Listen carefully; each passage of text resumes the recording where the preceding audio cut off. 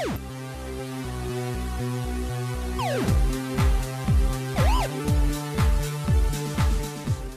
Pakoda point viewers. இன்றைக்கி நம்ம பார்க்க போகிறது பேட்டை படத்தோட ரிவ்யூ.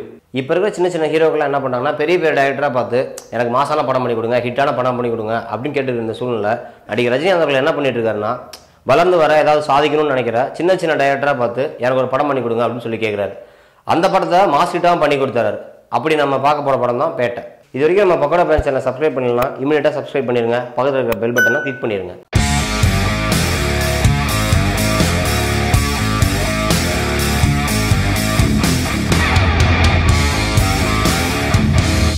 பேட்டை ரஜினிகாந்துக்காக கார்த்திக் சுப்புராஜ் பண்ண படம்.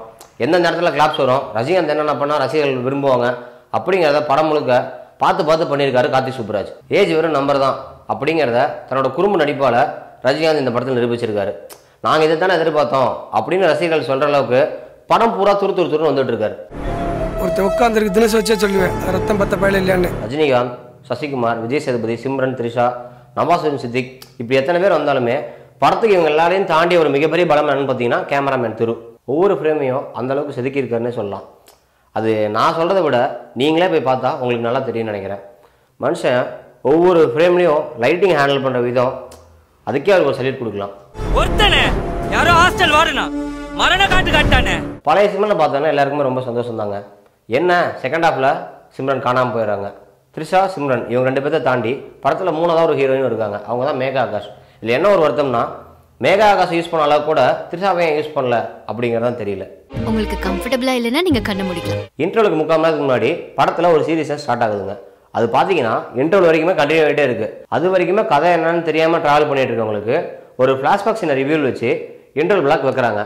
அது வரைக்குமே படம் கம்ப்ளீட் மேசிவ் பேக் தான் சொல்லணும். ஃபர்ஸ்ட் ஹாஃபில் இருந்த வேகமும் விறுவிறுப்பும் செகண்ட் ஹாஃபில் இருந்தாங்க சொல்லணும். ஃப்ளாஷ்பேக் வரைக்கும் ஓகேங்க. அதுக்கப்புறம் படம் ரொம்ப லென்த்தியாக தான் போயிட்டுருக்கு. இப்போ முடிஞ்சிடும் அப்போ முடிஞ்சிடும் அப்படின்னு சொல்லி போயிட்டே இருக்குது. நடுவு 2-3 ட்விஸ்ட்லாம் கூட வருது. பட் ஆனால் அது ஒன்றும் பெருசாக ஒர்க் ஆகலைங்க. விஜய் சேதுபதிங்க, அவரை பற்றி இங்கே சொல்லியே ஆகணும். அவர் எப்படி சொல்கிறது, இங்கே ஒரு பெரிய பில்டிங் இருக்குன்னு வச்சுக்கோங்களேன், அதை நீ ஒரு தூண்டான்னு சொல்லிட்டோம்னு வச்சுக்கோங்களேன், அவர் அந்த தூணாவே மாறிடுவார். நம்ம என்ன கேரக்டர் கொடுக்குறோமோ அந்த கேரக்டராகவே அவர் வாழ்ந்துருவார். அவர் இந்த படத்துக்கு அவரால் என்னென்ன பண்ண முடியுமோ அது எல்லாமே அவரோட வேலையை அவர் பர்ஃபெக்டாக செஞ்சுட்டார்.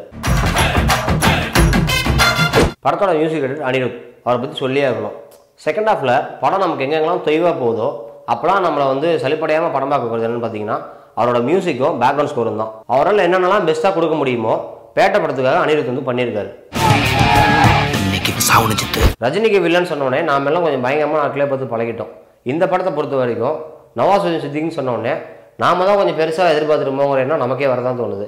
ஏன்னு பார்த்தீங்கன்னா அவருக்கு கொடுக்கப்பட்ட கேரக்டர் பார்த்தீங்கன்னா ரொம்ப குழந்தைத்தனமாக இருக்குது. அவரை பார்த்தா வில்லனுங்கிற ஒரு ஃபீலே வரமாட்டேங்குது. அது ஒன்று தான் படத்துக்கு மிகப்பெரிய பலவீனமும் கூட. மாஸ் சூப்பர், செம்மையா சூப்பர் நைஸ், நல்லா சூப்பர், ரொம்ப நல்லா இருந்துச்சு.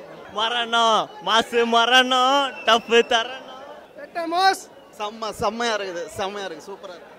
வேற லெவல். மாஸ் பேட்டை மாஸ் சூப்பருங்க. Rajini is back.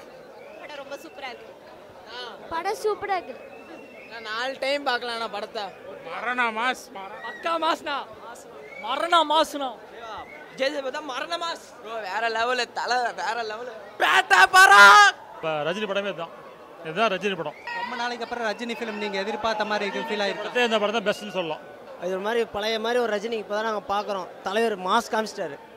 As usual தலைவர் செமையாக ஆக்ட் பண்ணியிருந்தாரு. Music is awesome really. Petta good. மீண்டும் புது பாட்சாவை பார்த்துருக்கிறோம். அட்டகாசமாக இருக்குது. படம் நல்லா இருக்கு. படம் சூப்பராக இருக்குது. சூப்பர் படம். பேட்டை பராக் சிறப்பாக இருக்குதுப்பா. மாசுனா மரண மாசு சிறப்பான தரமான சம்பவத்தை இனிமே தான் தமிழ்நாடு பார்க்க போகுது. தரமான சம்பவங்க. தலைவர் வெறித்தரனா. படம் தாறுமாறு. படம் நல்லா இருக்கு. நல்லா இருக்கு. படம் தாறுமாறு, பட்டை கலப்பிருக்கிற தலைவருக்கு என்னமே சூப்பர் ஸ்டார் தான். ஆச்சா படம் மாதிரி சூப்பரா இருக்குது. டபுள் கார்த்திக் சூப்பரா கலக்கிட்டாரு. பார்க்கலாம். வில்லனை பற்றி சொல்லுங்க. வில்லனை பற்றி சொல்றதுக்கு ஒன்றும் இல்லை.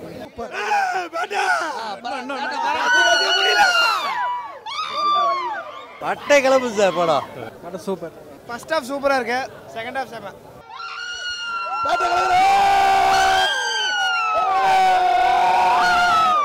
சரி மாஸ். ரஜினி இப்படி செஞ்சா விஜய் அஜித் இன்னும் எவ்வளவோ செய்ய வேண்டியது இருக்கும். என்னைக்குமே தலைவர் தான் மாஸ். பக்கா மாஸ். மாஸ் செம்ம மாஸ். சூப்பரா இருந்துச்சு. ஒரு வாட்டி பாரு. விஸ்வாசம் தான பிடிச்சிருக்குது. Super super.